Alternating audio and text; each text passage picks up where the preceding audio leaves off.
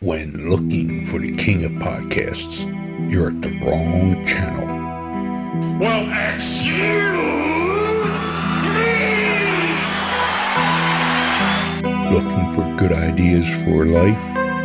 You're far from good hands. Hey, bud, what's your problem? If you think the listener is always right, you're far from the right place. Out of order! Even in the future, nothing works! Hosted by a Northeasterner by birth, but a rebel by choice. Are you threatening me? If you want a host that floats between love and madness, and we know the night is always gonna be here anyway. Thinking of you's working up my appetite. Looking forward to a little afternoon delight. then play on and listen to Crazy Train Radio. All right, guys, listen to some blues riff and B. Watch me for the changes and try and keep up, okay?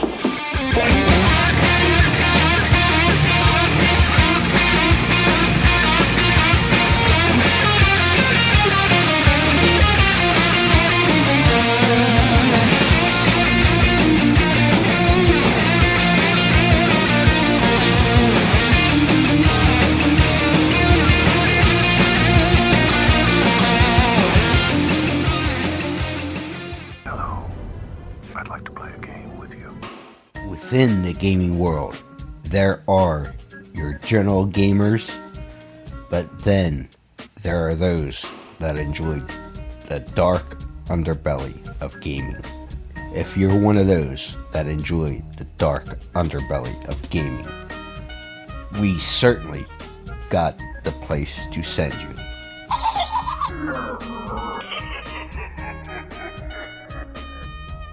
Scorpion Lair Games. That's right, Scorpion Lair Games is the creators of the true crime hit Killers, the card game. Let's not forget they also have Killers Clothing Company, their profiler game, and things like the 5-Minute Murder channel on YouTube. And we certainly can't forget the new book that is certainly a hit, Beyond the Headliners, True Crimes, Myths, and Legends. Make sure you visit Jeff and the Scorpion Lair Games on Facebook and everywhere today.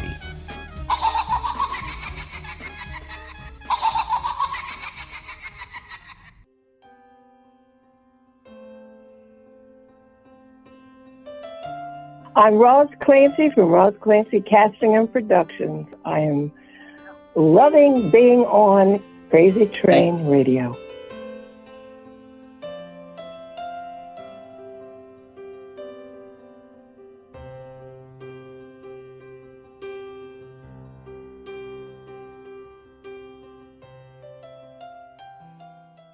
Hey folks, it's your least favorite host in the podcast world, Croc, Jonathan Steele. And boy, do we have a good one for you today.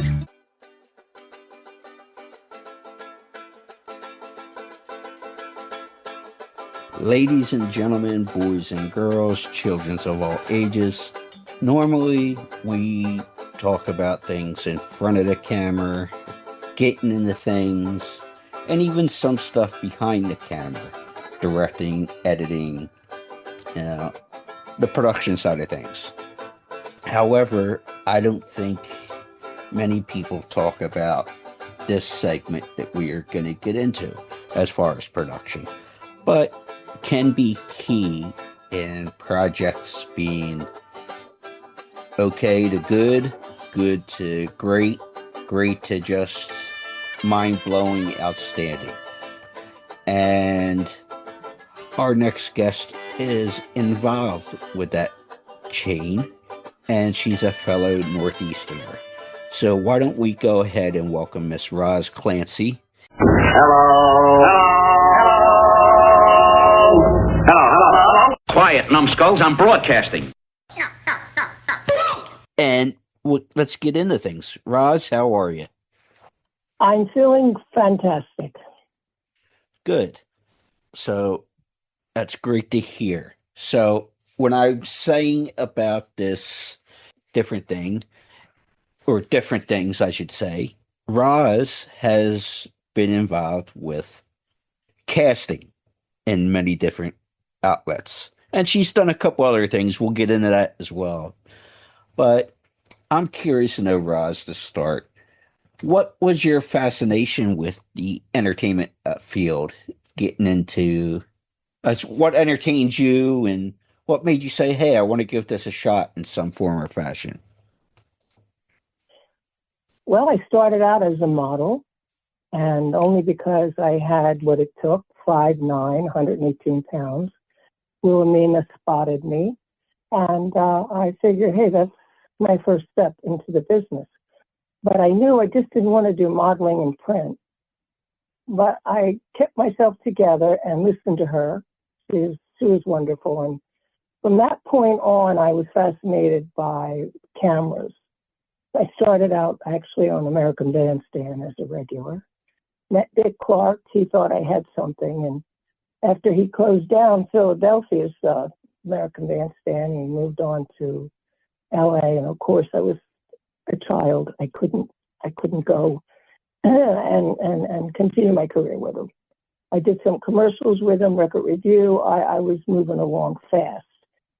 And then Wilhelmina picked me up. And from that point on, I started becoming fascinated with the movie world because I was always a drama queen as well. And it has to be a natural thing. You have to have that natural thing about you that triggers.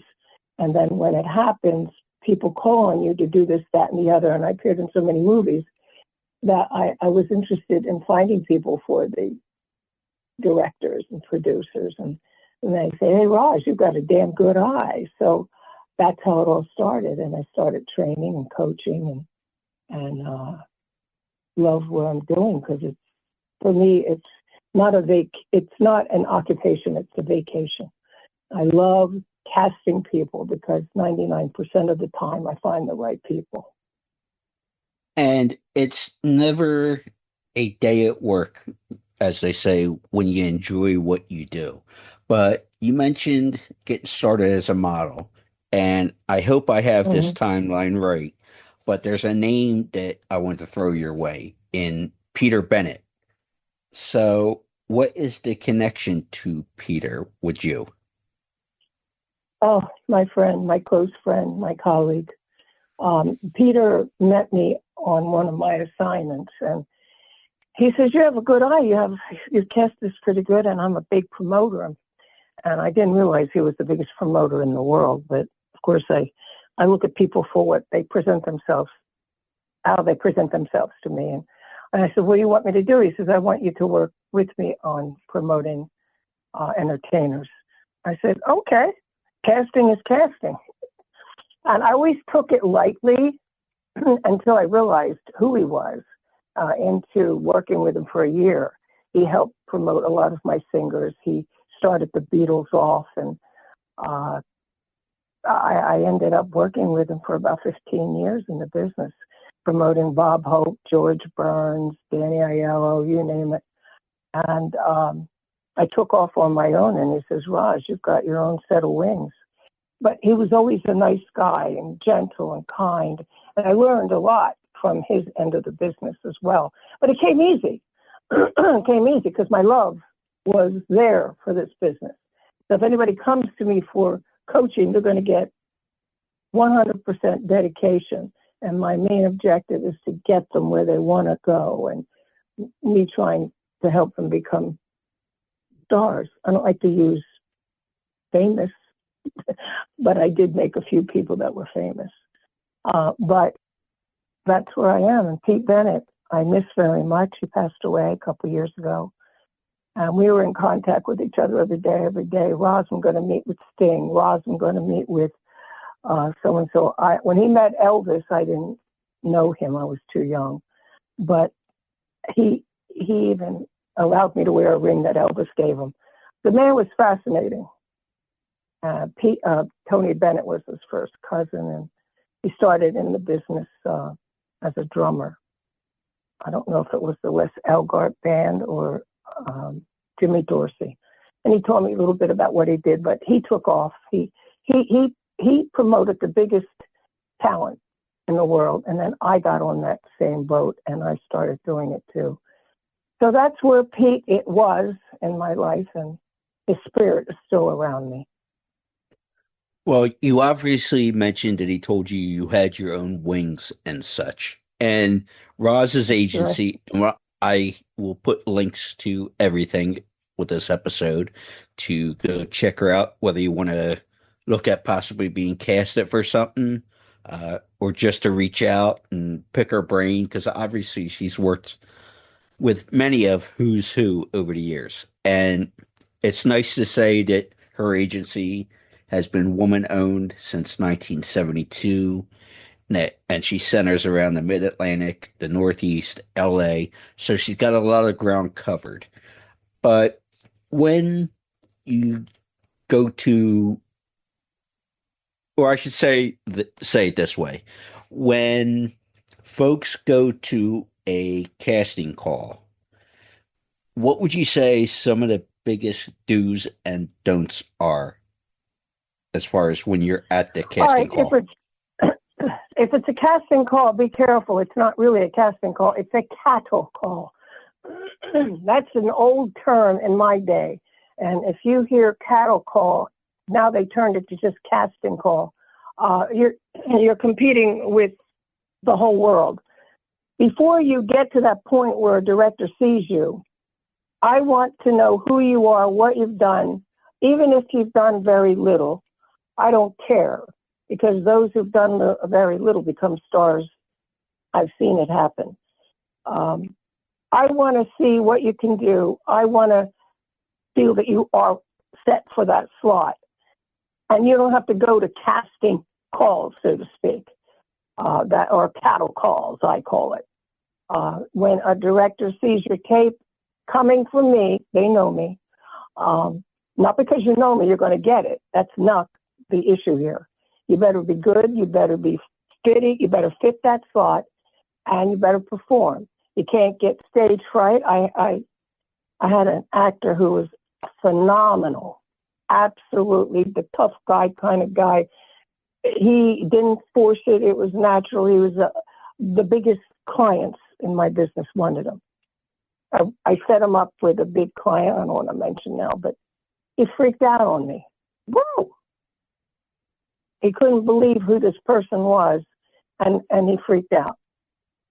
And today, if he had stuck with me, it would have been huge. I have some actors who are up there now, but not, I mean, Tony Sirico from The Sopranos was one of my, we shared the same office together, and a lot of people in the business. Scott Schwartz, who was in Oceans 11, 12, 13, told at 6'9", nobody wanted to touch him, a wrestler, and I said he was good for a part in a movie because I pushed to get him there. If a person says no, I don't think so. Well, can you look to see what I'm seeing? And then they see what I see.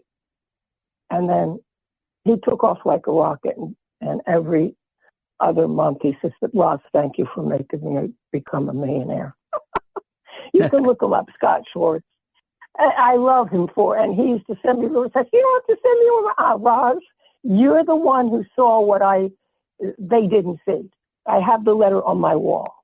If you look up Scott Schwartz, he's the tall, bald-headed guy in Oceans 11, 12, 13. He's been in quite a few sitcoms. He said, if it hadn't been for you with that one movie, that I ended up being a bouncer in a bar as a bartender, I would never be where I am today, rich. I still love it. How can you not? He passed away. You can look him up. And anybody wants to see that letter, come to my office. I'll show you. I think we'll have to make that happen. But I wish you would come to my office. I think we can make something happen to come up there. You're within proximity for me. But where are you located? Philadelphia area. Well, well, why couldn't we do that here? Oh, I think there's And definitely going to be enough I'm material. working with. Who's that? Oh, there's more than you can imagine. I've got lots more that you can't even imagine. Me wearing Elvis's ring would blow you away. Yes. I'm working with Clem. He's the co-star of De Niro's movies. Every single one of them. They called him Johnny Whispers. And, remember him? Yes, I know Johnny Whispers. Yeah, he's one of my friends, deep-rooted friends from the gang, so to speak. Yeah. I hung with that gang. I was the only woman, you understand? I was tough. Don't play with me. You know, they knew I was a casting director. Danny Aiello was like, I'm going to watch this girl. She's good. Don't talk to her badly. I mean, it was just, poor Danny. I miss him too. When you're looking at talent though and recognizing it, what is someone? Yes. What works for you to do so? Because there's as I like to say, sometimes it's like painting, and you're painting a picture of, say, a horse, where you might not, the person you're looking or dealing with might not be the head or the main part of the picture, but they might be good for something down the line. So how do you? I'll tell you. Develop them. I'll tell you. Go ahead. I'll tell you how it is. I go by their spirit. I don't want to hear anybody come, I know I'm good. I could do this. I could do that. I could do that. I could do that. And then they do nothing. Most of the time. What happens when they come in? They're wearing a mask and it melts down. And under that mask is the true talent that I am totally looking for. I can recognize it. God has given me that gift, and I thank him every day of my life. I can set eyes on someone who has the potential of being an actor. I can spot that special something. And I'll call some of my good directors and say, can you take a look, like Michael Tadros from Warner Brothers? He's huge. He produced I Am Legend and all these other movies. Coming Home to America, he was the head production person. He says, Roz, when you have your eyeballs set on somebody, I don't even have to see a resume. Don't show me a resume. I know when you send somebody, you're not sending them because you like them and you're somebody's nephew. I can't do that either because it's not true to who I am. I know who I'm casting. I work with Shirley Faison as well. Shirley's son is Donald Faison. Are you familiar? Yes. From Scrubs. Mm-hmm. She's been a friend of mine and colleague of mine for about 28 years. And she says, if you have your eye on him, I want him. Because we work together. You may have something that she wants to send him on that I may not have. Okay, I manage as well. I am a manager. So if I find something that's a diamond in the rough, and I know that diamond's sitting right in front of me, I know eventually I'm going to manage them. Well, do you separate both working as a casting director and managing, or does that feel like it's all one and the same to what you do? All one and the same. This is how it goes. If a person walks into my place of business and says, Roz, I understand you coach my such and such, usually word of mouth, and you got a 15 commercials. I said, well, it doesn't mean I'm going to get you that, but I want to learn. When I hear I want to learn, you're on the right track with me, because I could tell a fake person says, I want to learn. No, I could tell by the tone. I could tell if they really want to learn and they're modest and this and that. I get into the deep end of what I do, and I draw out what I need from them.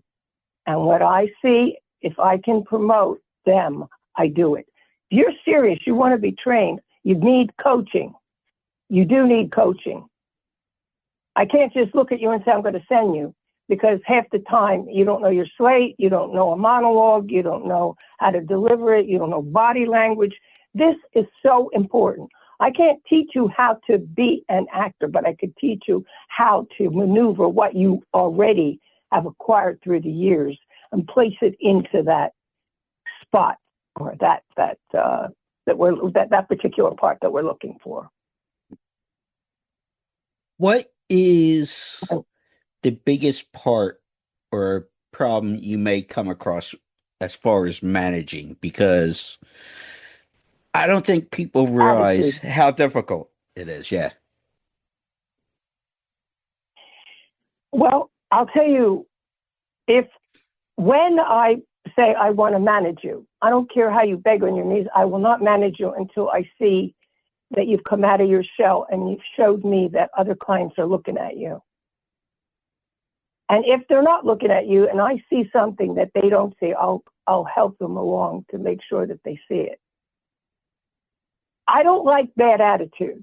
Well, if you can't manage me, I'll find somebody else. Well, then go right ahead.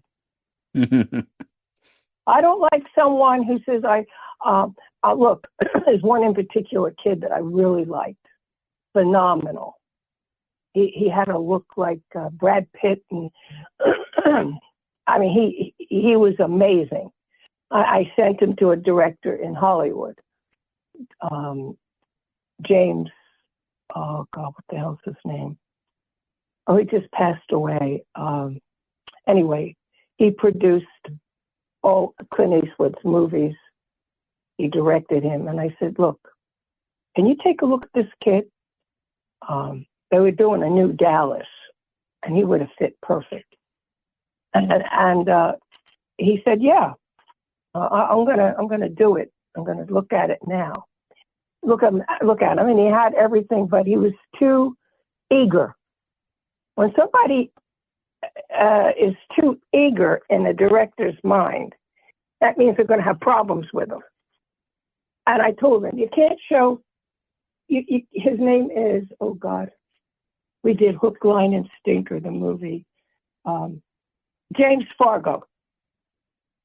Okay. Look him up. He directed Every Which Way But Loose. He wrote it, directed it, and he trained Clint Eastwood. And he was assistant director to Jaws. I mean, these people are in my life. James just died, unfortunately. We had a movie we're still working on it. Hook, Line, and Stinker. We're going to get that out. But I don't like when they have an attitude thinking there's something they're not, and I will not make them think there's something they're not. And if they have to wait, you better wait. It took, what's his name? Who's going now with Jennifer Lopez? Brad Fleck. What's his last name? It's terrible. That actor who's actually married to or was to Jennifer Lopez. Yeah, I know who you're talking. Name's at the tip of my tongue. I don't know why it's slipping. Maybe I'm a little nervous. I don't know why. It took him about 1,000 auditions. I know because I worked with the agency, Carson Adler, and also Abrams. Abrams is no longer in business. But I deal with the same people. And they know if I have somebody hot, they want to see him. But I don't like a bad attitude. A bad attitude and saying, well, if you couldn't, if I'm introducing you to all the big clients that you could possibly want to see, and you're just not making it, it's because of your attitude. I know people who should have been famous, and it's because of their attitude they're not. And it's unfortunate when you have a bad attitude. It doesn't fly. It doesn't fly, believe me. And word gets around quickly. The one kid that I don't want to mention his name, make him even more famous. He left me after 2 years, and I I started his career off. He did some television work, commercials. He went to see a producer, and he wanted to move faster. It's not that he couldn't go with any faster. Abrams thought he had a look like everybody else. And I said, he may have a look like everybody else, but he's a talented kid. And he took that wrong. You have to have thick skin. If you don't, pick another career.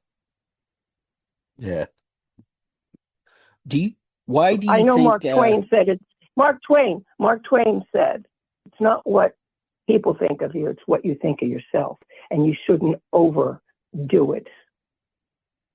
I'm sorry, go ahead. No, it's okay. But it's funny you say that, or ironic, because it's amazing that sometimes we get in our own way with things. But when it comes to bringing somebody on as a manager, is that usually a handshake deal? Is it a contract? How does that work? Because it's a contract. Okay. It's a contract. Let me say something about agents. Agents want you to go on their site and this and that.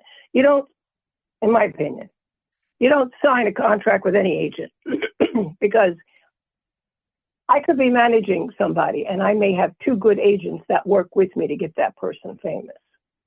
You don't sign. They just sign a contract for that particular job and they get their money.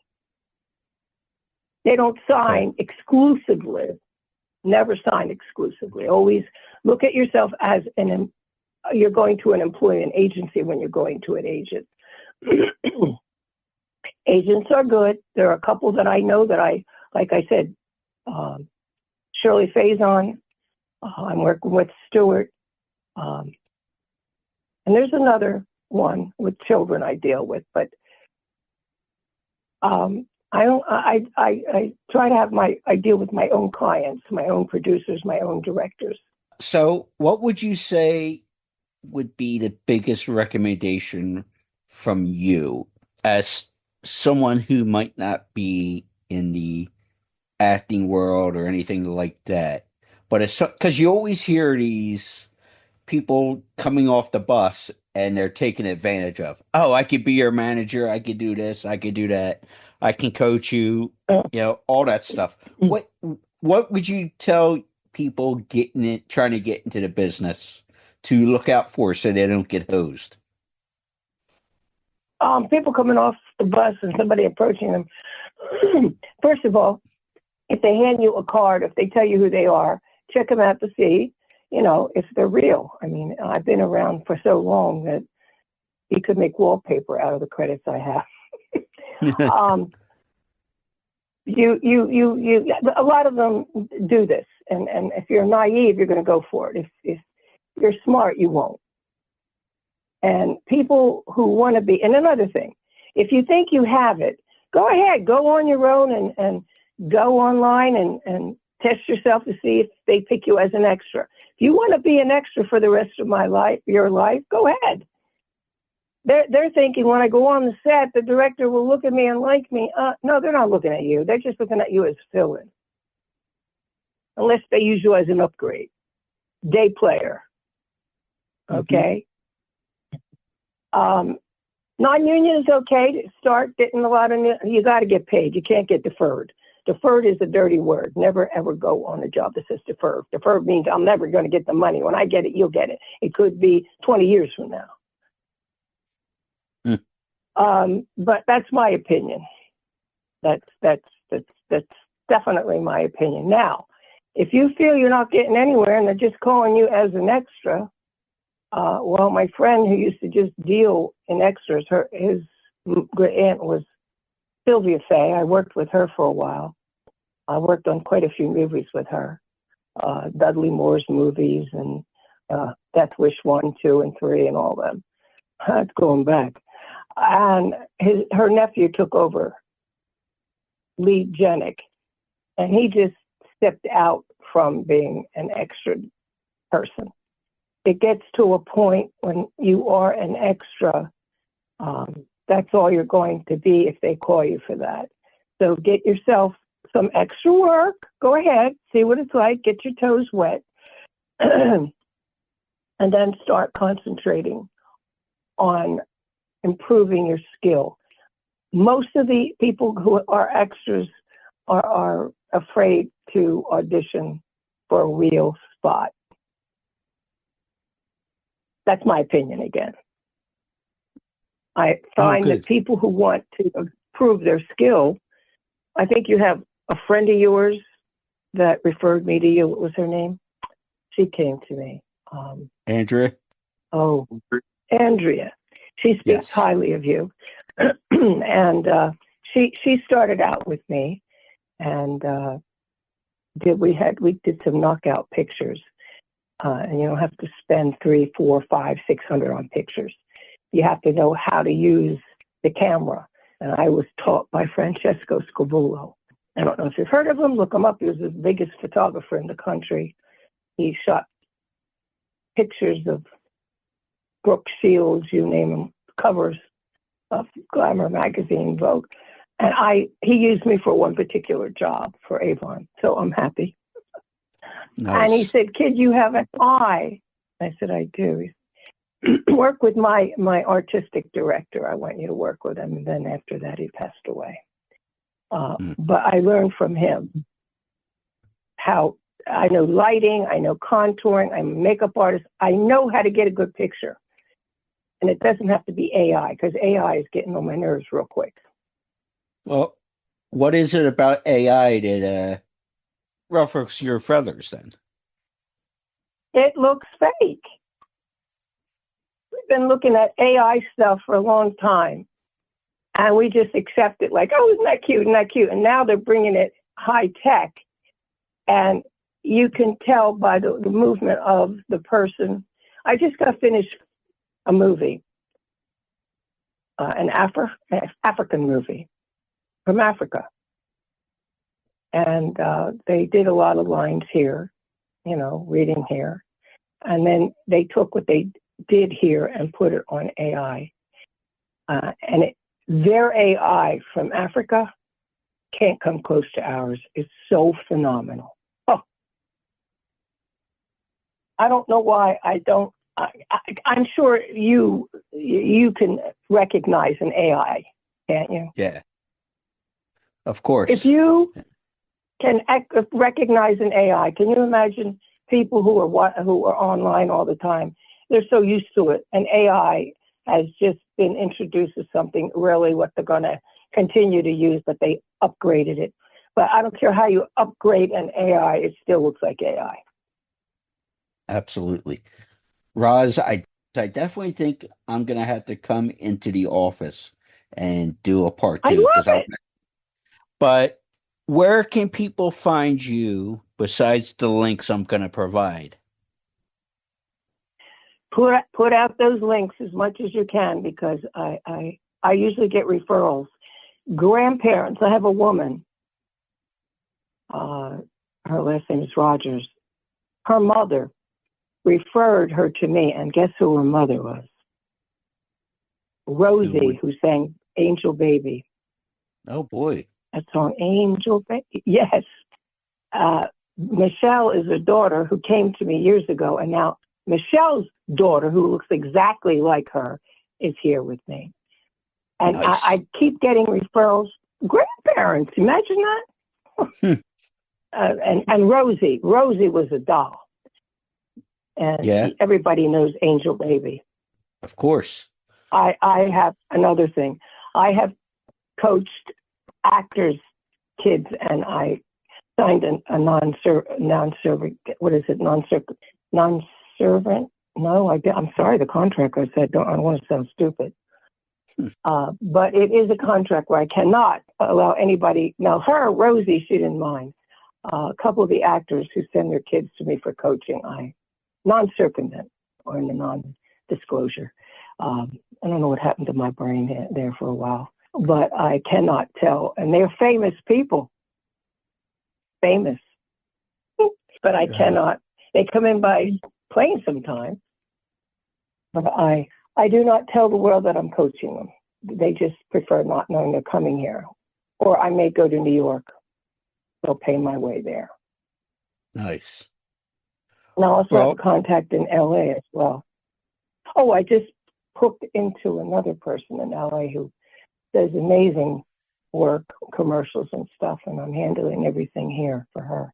So it's all good. It's all good. And I'd love for you to be here. I hope I gave you enough content. Oh, absolutely. And we're definitely going to have, there's plenty of more content for more episodes. We will have to come to the office, that's for sure, because I got to see this picture with the please, Elvis's yes. ring and such. But Roz, thank you so much. Thank you, and I'll show you that letter of my Scott Schwartz saying that hadn't been for you. These things are on my wall, and you'll say, oh, you taught this one? Yeah, I taught this one. I taught I'd love to see you. Jonathan, thank you for your time. You're a very fair guy. You know what questions to ask. They're not set up questions. These are gut questions you want to know for people, and people should know them out there.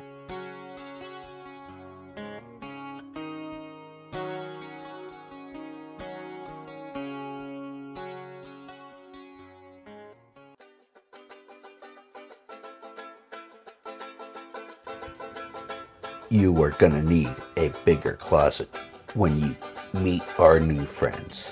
What?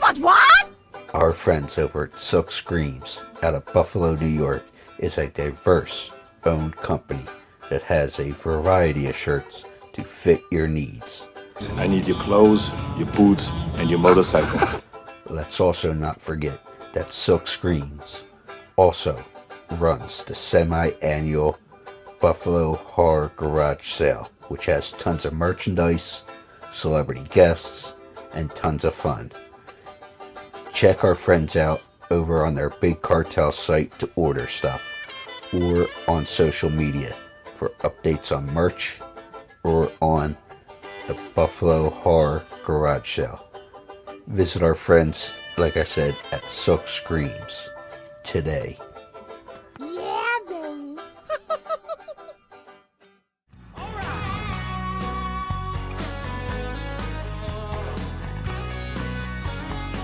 Hi, everybody. This is John Barry, and you're listening to Crazy Train Radio.